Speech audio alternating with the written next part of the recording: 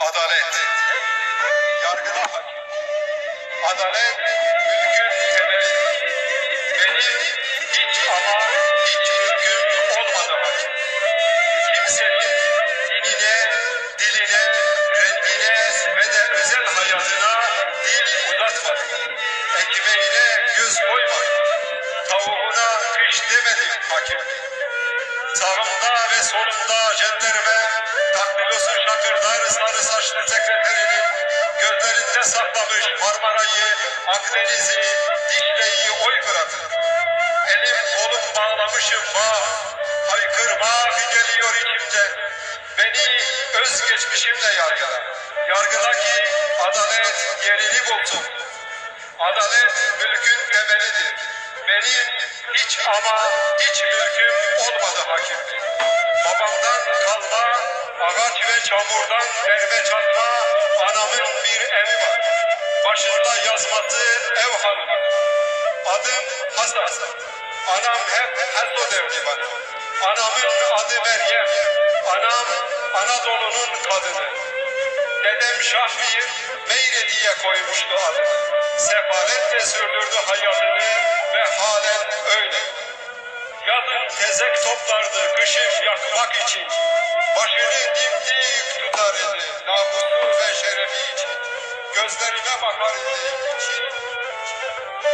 Mırıldardı türkülerini, anlatırdı öykülerini.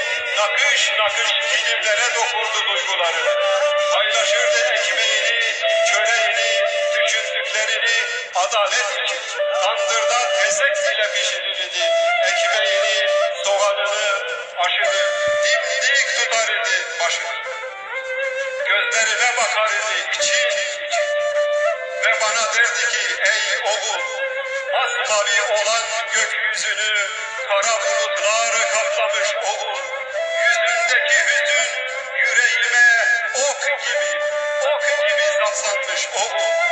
Saçlarına poyraz yeli mi değmiş, çatık kaşları gözlerinin üstüne inmiş. Oysa yüreğin bir okyanus gibi geniş, yoksa dört bir yanın manyetik alan mı oğul? Söyle yalan mı oğul? Şer şere, evçi mere dedi. Başım hafif öne eğik, gözlerimde iki damla yaş, ayaklarımın altında Mesopotamya nakışlı kilim titredi. Anama karşı saygıda kusur etmem hakim bey.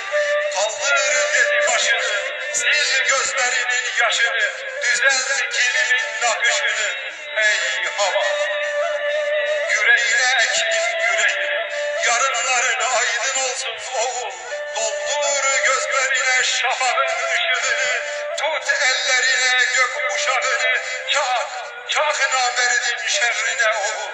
Oğul seni sezden, yüreğimi yüreğinden çalmasınlar oğul.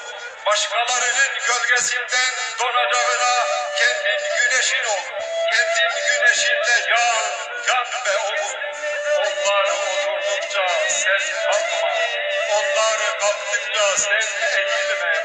Onların gölgesi değil, kendin güneşin ol oğul. Unutma ki adalet, nakış nakış dokunduğun kilimlerden, anlattığım öykülerden, mırıldadığım türkülerden, başını çektiğim halaylardan ve saygıdan kusur etmediğim